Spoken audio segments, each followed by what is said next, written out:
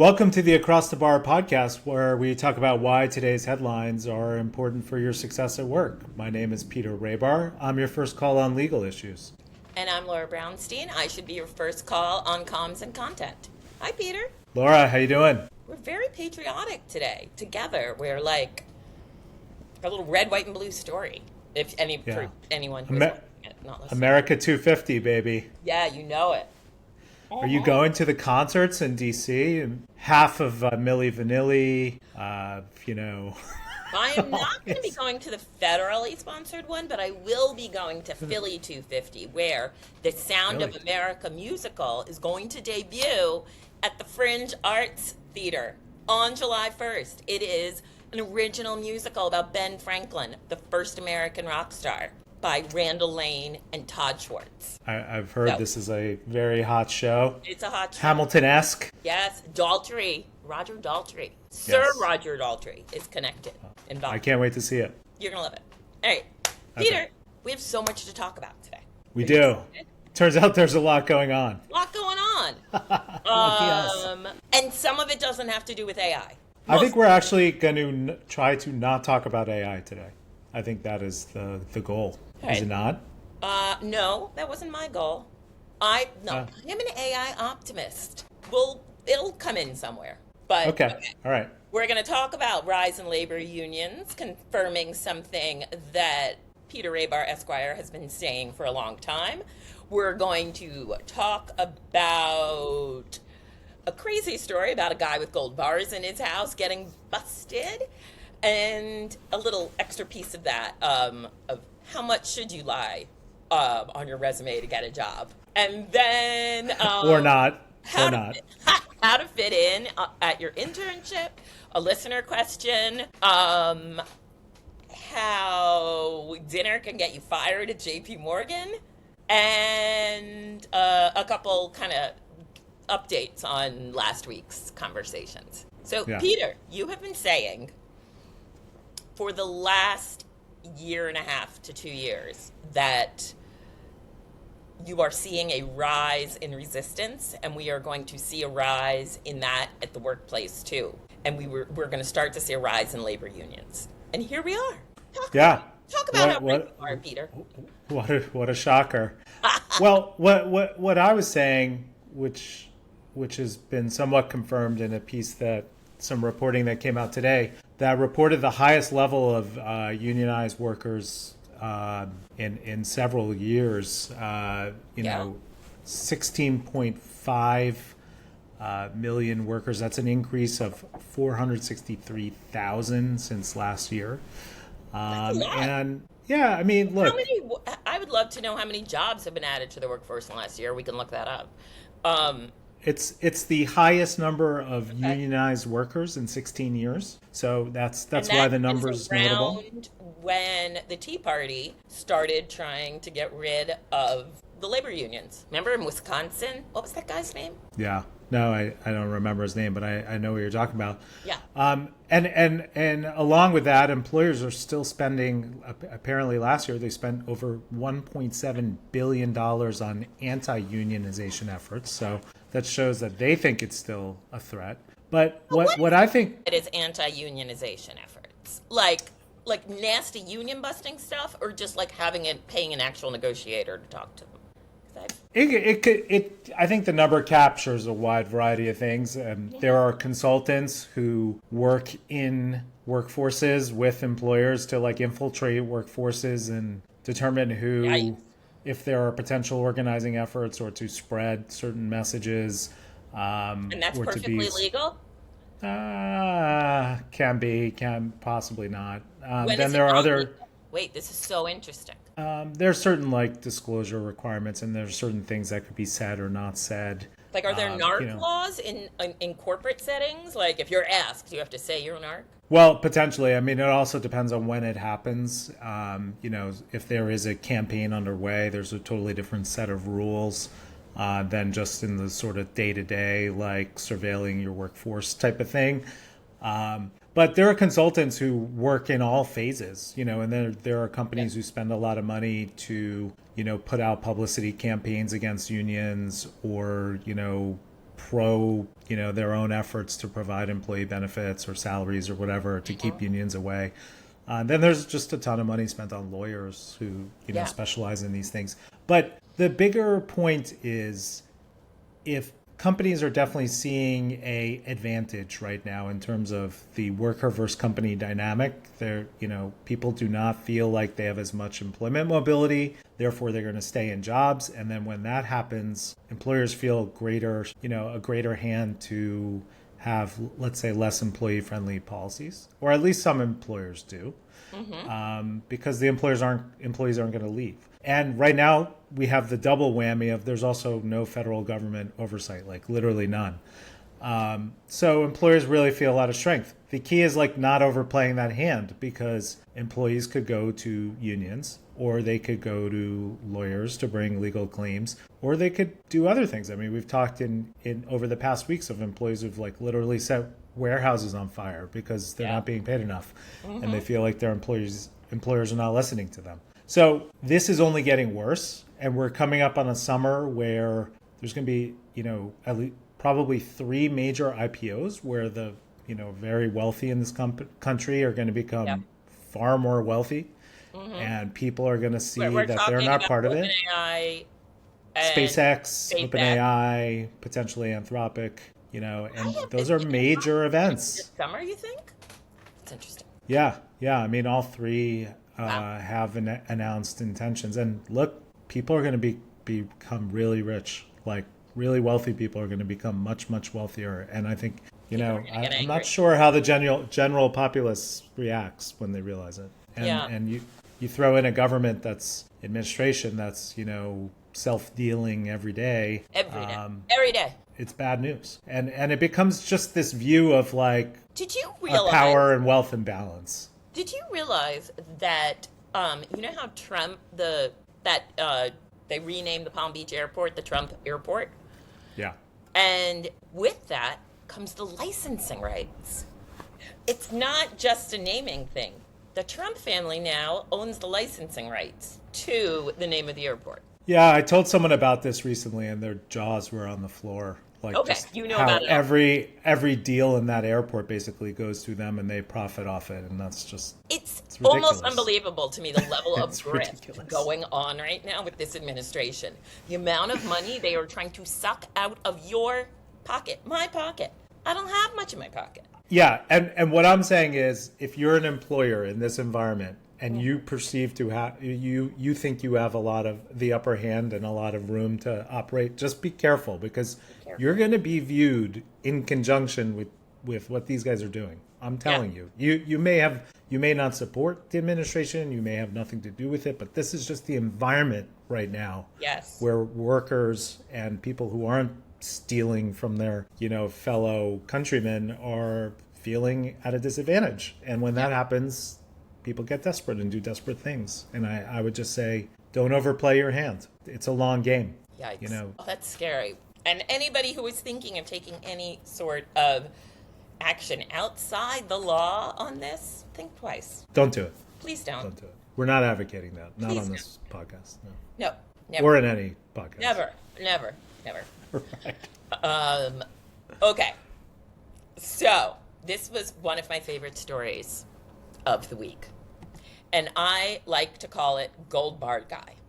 But that is not the official name of the case. Officially, what happened? Do you want to? Well, today we learned of today we learned of the arrest of a former CIA official who not only had $40 million in gold bars in his house, but a bunch of cash and U.S. cash, foreign cash.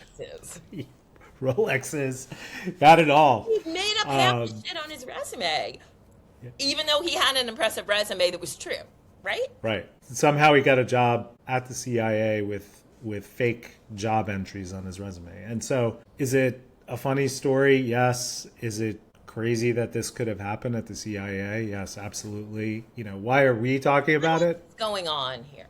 I don't know. I want to talk about several parts of this in terms of including how much you can lie when you're applying for a job. But also, what if something else is going on? What if he actually had that money because he's, I don't know, saving someone? And like, what if there's some Mission Impossible type op going on that he was involved with that the FBI just like waded into? I've seen a lot of movies. I mean, that seems like a bad movie Like plot. He's Matthew Bourne. Yeah, Jason like Bourne. Jason like Bourne? you know, Is it Jason. Jason Bourne. Yeah, Matthew. you're saying he's like when the the local cops intrude on a federal FBI investigation, and then there's Or like a when fight they've on been the like street. a sleeper for years, like Yeah, that. I don't think so. movie- Okay. I don't think so. I mean, it seems like he's just straight up theft. And a liar. So do you think it's okay to lie about your work experience? Is that what you're I don't saying, think Laura? you ever want to lie, but I think I have caught people embellishing many times, and a certain level of embellishment when you're like, I led that. It's like, there were like 5 leaders, you were one of them. Like, there's a certain level of embellishment I think everyone expects, but making things up is bad. Making things up is definitely bad. And if you're going to embellish anything on your resume, you better be prepared to defend it. You better be prepared to deal with whatever happens when they call a reference and maybe they tell a different story. I mean, that's not good. It could be a career killer. It could be a reputation You killer. should know 100%. But haven't you had cases where you've checked someone's references and it was like, that was close. Fair enough. Yeah, if it's close, that's one thing. But I've seen plenty of cases where people's physical resumes were different than their LinkedIn pages, like the dates were inconsistent or maybe there was a gap. I've seen people claim to have degrees that they didn't actually have. And Stop, really? They just made up a degree? Yeah, and I'll tell you what happens in that situation. You get fired. That's what happens. It's not. This when you were in, or you don't get hired. A corporate setting and an employee of the company this got found out about? Well, I won't say where I saw it, but I've definitely seen it across my career. And then there's also been a lot of public cases where it's been discussed. I mean, several years ago, there were a number of college football coaches who faked college degrees on their resumes and lost very big jobs because of it. I mean, it's just crazy to me that you would do something like that is so easily, verifiable. And now if you... And that is not the kind of embellishment I'm talking about. Like, I'm talking about, I did this thing. Everyone loved it. Did everyone love it? Who knows? But, that's the kind of thing I'll usually be like, there's subjectivity there. It's fine.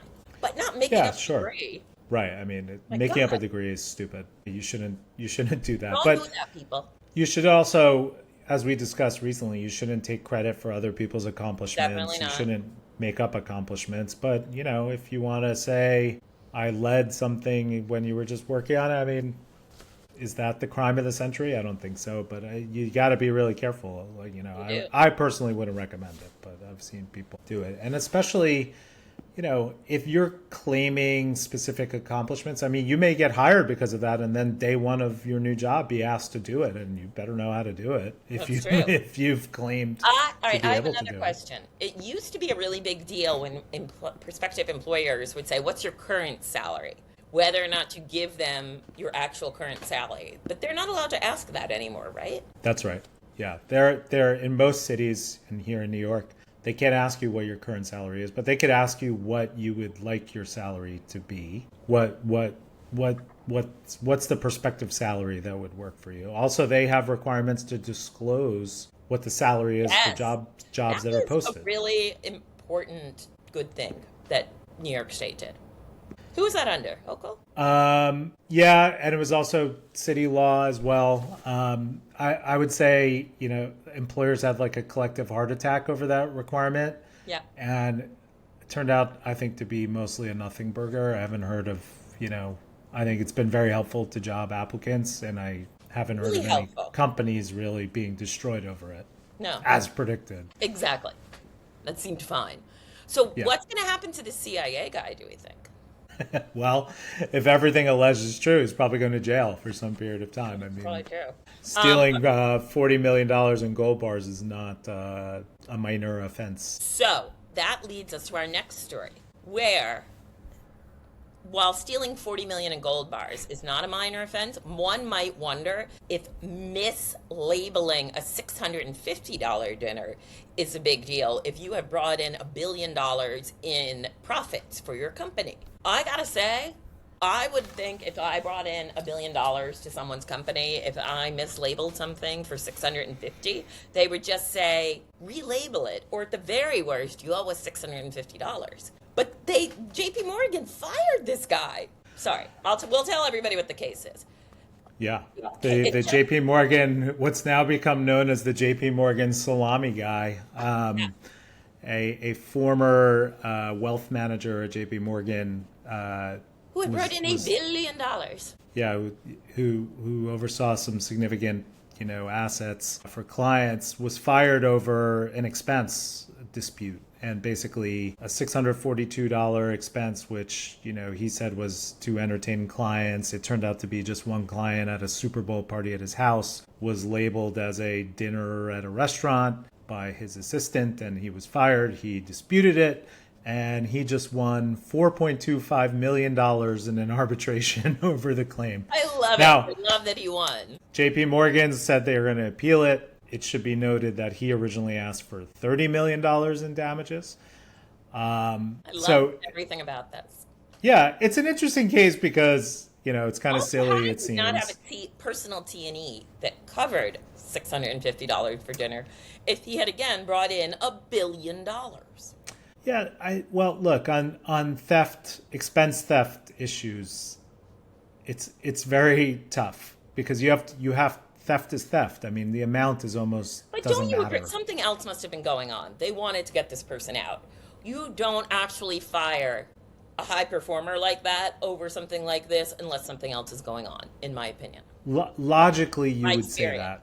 Logically, you would say that. But if you're running a company where, let's say, you have a lot of this, like JP Morgan has tens of thousands of employees. Mm-hmm. Okay, like you can't start drawing these lines that the high performers can break the rules and that everyone else can't, right? So I've been involved in terminations of people over much less money. I've also been involved in terminations of much more money. I mean, I've seen really high performers lose jobs over less money than this. What's the biggest money swindle that you ever saw? I cannot talk about that. You can't give me a number? No. But so in these situations, employers have to have a bright line rule. Like if it is confirmed that you misrepresented your expenses and stole money, that's it. The amount doesn't even matter. So the question is, did he do it or not? He's saying, I didn't do it. My assistant made a mistake submitting it. I was very clear about what was going on. And it is very clear that one client, at least, maybe more than one, was there. Yeah, it seems like that part seems kind of bullshit. It was like his cousin's boyfriend or something. I mean, that's, I think, where the story falls apart a little bit. Okay. But hey, kudos to him. It was like his assistant, his sister. Right. Did you see that? But yeah. But look, it's a lesson. Like you can't play. Like as I said, what you said makes total sense objectively. But when you're running a company, you can't play favorites on how to enforce the rules. And Have you ever seen a workplace that didn't, though? I'm not saying you should. I'm just saying I've never seen a workplace that didn't. I think on theft, most employers I've worked with have just had a bright line. And sometimes it's gut wrenching. That's a big There were a lot of things expensed at Condé Nast and Hearst, not by me, but that I saw people doing that you were like, sure. I mean, there was I mean, those cases come up all the time. There was one a few months ago where a pretty prominent media person was buying the row on her expense account and, blah, blah, blah. Mean that Food 52 case? Yeah, that one. Oh my God. That was last summer. That was good. Yeah. It was wow. It happens all the time. And and when it is for those small amounts, it hurts a lot. But as an employer, you can't really deviate. It's too bright line. I just think they go looking for it more when they want to. If it gets found out, you'll get fired, but they might not go looking for it as quickly. Yeah. With some people. Well, I mean, all right, now they have the tools to find it faster. Very boring lessons on this show for today. The ones to go on so far are don't lie and don't steal. Write them down in case you Hey, no matter how advanced our society and workplace becomes, you still got to remember the basics. All right, I have a cute one. A younger listener of the show reached out after the intern episode and said, I just started interning someplace, and it is a very like convivial, friendly workplace where all of the people in this tight office joke around. And she's like, I think they're all so great. I love what they do. I love this work. I'm so into this internship. Is it okay to joke around with them? And you were like, I'd love to answer, but let me put it on the podcast. I was like, I'm going to.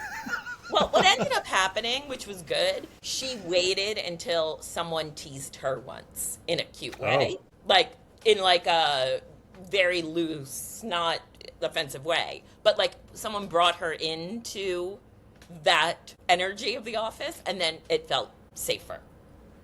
And this was a couple weeks ago, and she's been like, now that one guy teased her, she's like joked around once or twice, and she said it has gone very well. But what did you say when she asked you initially? I said, wait another minute. You've got to like see what the vibe is and see if they seem to want to engage you. And then they actually did kind of tease her, and she was like, oh wait, I'm in. Okay. That was good advice. Thanks. I think I would have said the same thing, which is, watch, listen, figure out, where your role is in all this. If there is one, don't assume there is. Almost like, like you said, wait for the invite to come in, the pathway. There was another young listener who has said to me recently that on Mondays in the place where she's interning this summer, all of the younger, like 20-somethings in the office talk about how wasted they got on the weekend. And she is like, I don't want them to think I'm lame, but I'm not going to talk about drinking.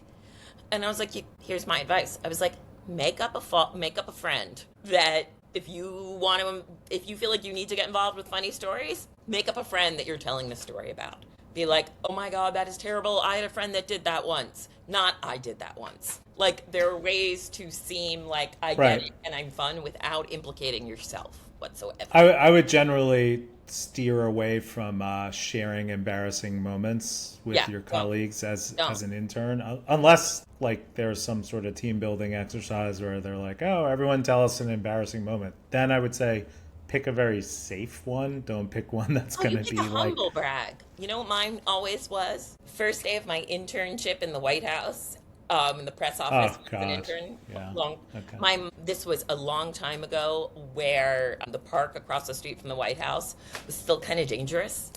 And my mom had made me, I was a college student, in upstate New York, where nothing scary happened. I had to like walk through DC.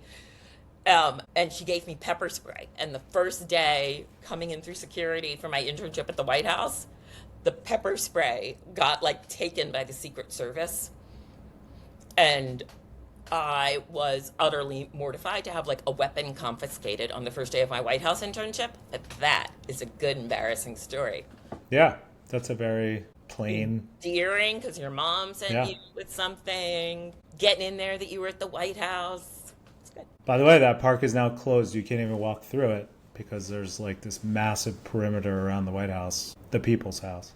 But yeah, like that type of story is perfect. I mean, I don't know, the humble brag, maybe people stop listening after you say that, but I don't know. If they are listening, there's nothing there to Do you have a go-to most embarrassing story?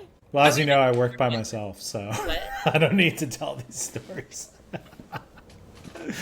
But I have plenty of embarrassing stories. Oh my God. Jeez. Right. But none that I'm going to share right now on this topic. On this I will say, episode where we are not having afternoon cocktails, which we do about once a month or so. So maybe the next one of those, I will get more out of you on this. Well, I'll be in Paris next week, a few hours ahead when we record. So maybe I will have a cocktail in hand, a glass of champagne or something. Yes. Bon vacances. Yeah, there you go. Yeah. And just a follow-up, last week we talked about why companies should have policies around whether or not their employees can get involved with betting markets.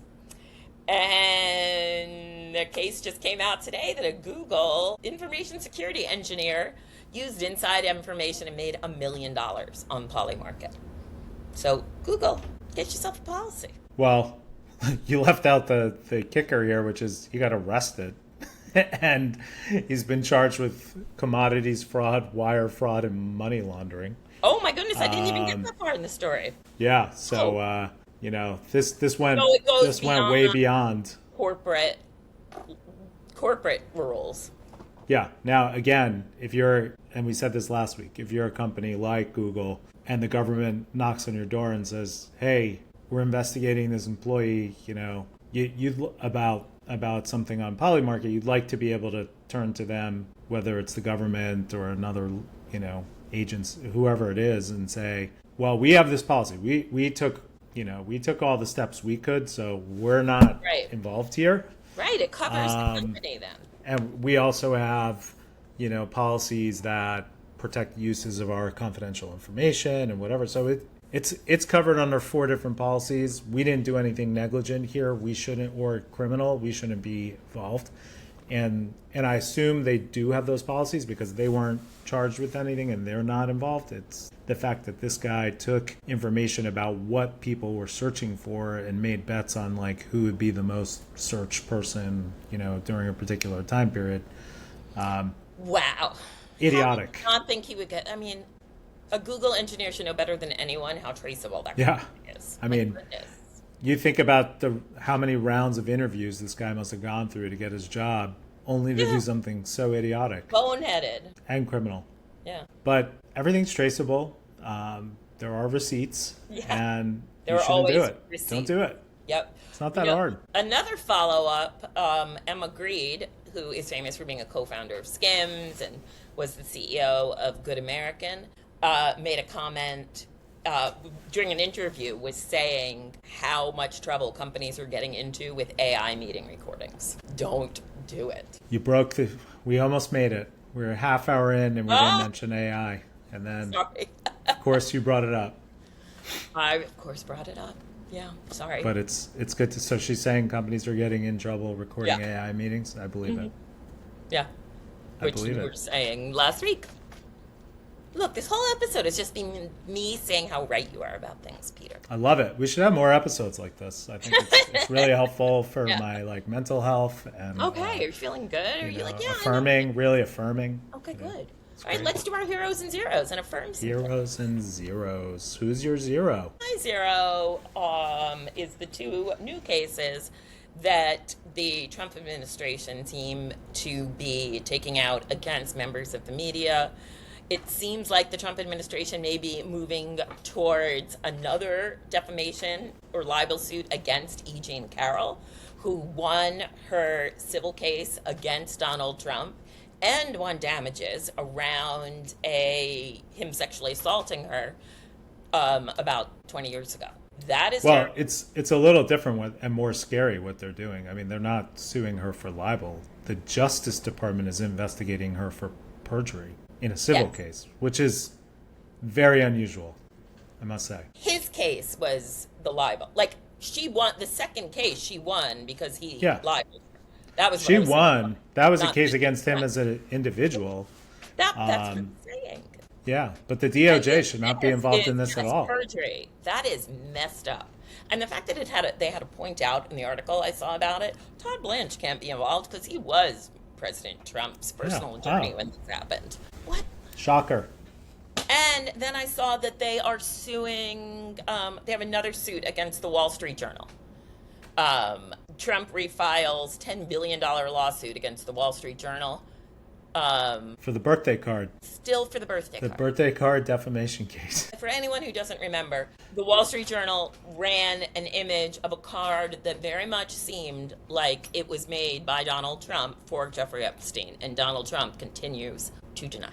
Right, and the case was already, I believe, dismissed once, and they refiled it. Good luck. Good luck. Good luck. But also stop wasting my time and money, my tax dollars. You're wasting them with these, silly, frivolous cases. Stop. People should be more upset about it. Stop. Surprised they're not, but, I don't think, All right, Peter, what else you got? What's your zero? Well, my zero goes to a topic that's been a zero before, which is this war in Iran, and the reporting about potential deals to end the war are all notable in one respect. There is no mention or consideration for the people of Iran or any humanitarian efforts to help them. The country was devastated. The economy is devastated. All this money is allegedly being freed up to go to a regime that, from all accounts, sounds worse than the one that was there before, and not to the people. And I think that's shameful. I think everyone who thought this war would put the people of Iran in a better place need to be asking serious questions about what this deal accomplishes and why it doesn't meet any of the objectives and does nothing to help the people. I thought everybody was up in arms about how the people were being treated. So it's very upsetting and it's very shameful. It was shameful that we were involved in this in the first place. I join many in praying for the people in Iran that are being forgotten about, it seems, completely. at the moment. Yeah.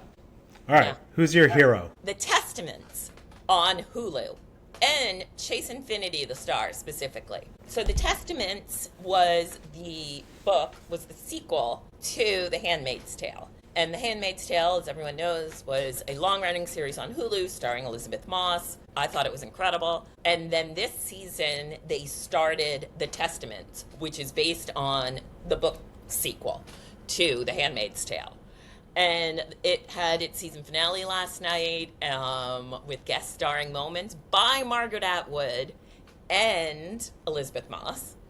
And it just ended on a really positive note, which sounds crazy about that for a show that is all about, a place where women are subjugated, like the Gilead future world of The Handmaid's Tale and The Testaments. But the note that it ended on, and I put this on social media, on Instagram, was there's nothing more powerful than a teenage girl. And it really, this whole show and season was an ode to the power of women coming together of every age. And I just loved it. And I feel like a lot of people are not watching it because they think it's going to be too dark or depressing. It isn't. It is so good. So it's on Hulu. And Chase Infinity, the star, she was also the star of One Battle After Another. She's incredible. She's incandescent on screen and is going to be huge, in my opinion. She's a great actress. Yeah. By the way, I saw that Instagram post by you this morning, and I knew it'd be your hero. I knew it. You did? Get out. Yeah. You're like, man, she's going to wax on about I was like, I know. I could feel it. It's going to happen. You know me so well, Peter. I know you so well. What about the Knicks is going to be your hero for the week? I'm not doing it because you did it last week, and we still have 4 more games to go. So let's hope there's a bigger celebration in store for us. But I will say my hero, it's not really heroic, but just a good experience I had. So I finally got to the new JPMorgan Tower yesterday. And pretty cool place. And I had lunch in the bar that they have there, Morgan's. Of course you did. Pseudo pub. It was like half pub. Great food. Was anybody great drinking? Vibes. No, so get this. So they asked me what I wanted to drink, and I said I'd like a pint of Guinness, and the bartender said, "Sorry, no drinks until 4:00." And I was like, "But I don't work here." I was denied. That's really I can't funny. even remember the last time I was denied. It's been a long time since the tap. It's been a long time, but all day. but look, I mean, very cool building, very employee focused. I mean, there's like 20 plus, food options in there. I mean, it's very, very cool. My goodness, friends A of great mine addition to New York. Morgan, ask me to lunch. Lubna, what are you doing? We're Yeah. lovely lunch partners. No, well, we so after I was denied the drink, I was promised a return visit. So maybe for the return visit, when I can actually have a drink, Yes. I will Maybe bring I can you do a along. +1. Yeah. All right. So That sounds good. All right. All right, that's my hero then too, if I get to come. Um, and I love that you went and checked it out. And I think Yeah. this was a good show.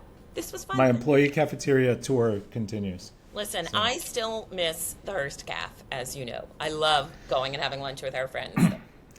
I gotta say, this was another Norman Foster building, just like the Hearst Tower, but I would say the food there was just 100,000 times better. I mean, it was just so many options. It was crazy. What did you end up eating? Did you tell me this already? We had a burger, we had a lobster roll, we had a couple things. Anyone who eats with me knows I like just ordering a bunch of stuff and sharing, and luckily my host knew that too, and so that's what we did. Nice. All right. More on Right. this. All right. This was fun. All right, Have a good Laura, weekend, well. Peter. You too, and thanks to everyone for watching and listening to Across the Bar. Please subscribe, share, and Like thank it. you. Yeah, like it, and thank you, Push Sadie. play. Even if you don't want to listen to it, just push play for like a minute. Yeah. Let it run, and then you can stop. Let it run. Okay. Bye. All right, take care.